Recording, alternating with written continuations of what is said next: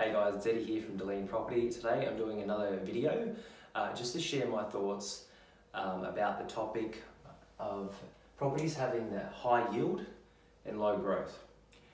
It's something that I find a lot of people ask me when I talk to them about property, and they ask me lots of questions and that about building a property portfolio. A common thing that a lot of people think that if the property has a very high rental yield, then it must not have good growth as well.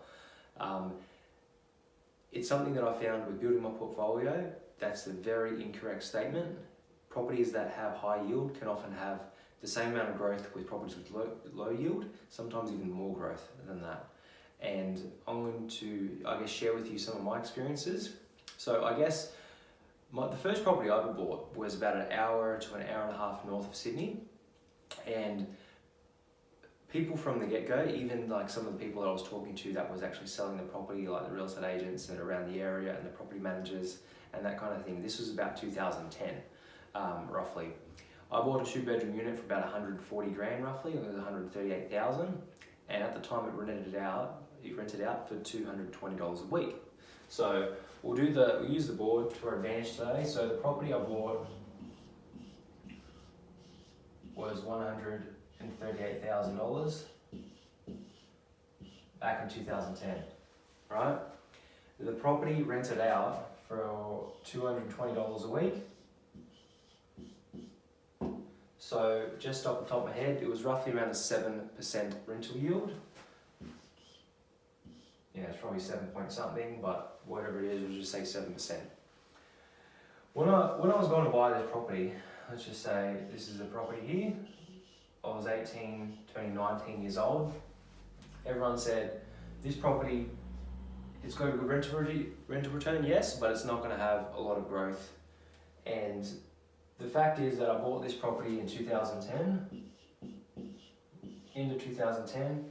As of 2018, right now, 8-year period, properties like these, around the areas that I bought in, and around the New South Wales Central Coast for a similar type of property, they go in between 300k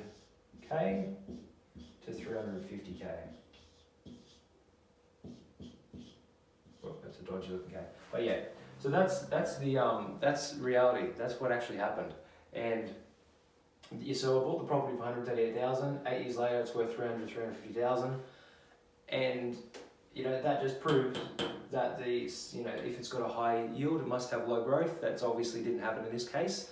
For a lot of other investors that I know, and people that invested on the outskirts of Sydney, outskirts of Melbourne, places that are maybe 40 minutes or 40 kilometers from Sydney or Melbourne, within say the last couple of years, those properties might have had 7-8%.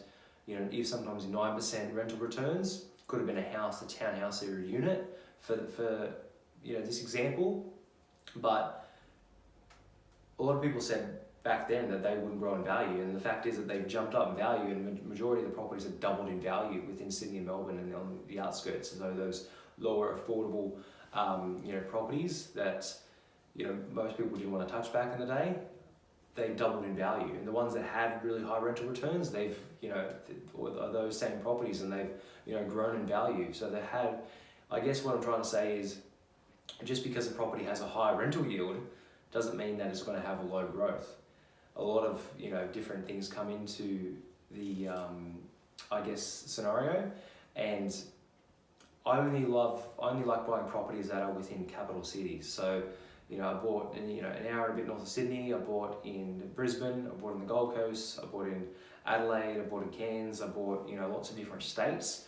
But by rule of thumb, I love buying properties where there's a capital city only, so you can make sure that there's obviously a lot of infrastructure around the areas, tenant demand, and all the rest of it. So yeah, I hope this video has helped. I hope it explains my thoughts. I'm not saying that I know everything and or anything like that. There's plenty of things that I don't know, but that's a common question that most people have, or most people kind of grow up thinking that if it's got a high rental yield, it won't grow in value, when in fact, there's a lot of growth to be had with properties that have high rental yields. So thanks for watching, guys, and I'll catch you next video. Bye.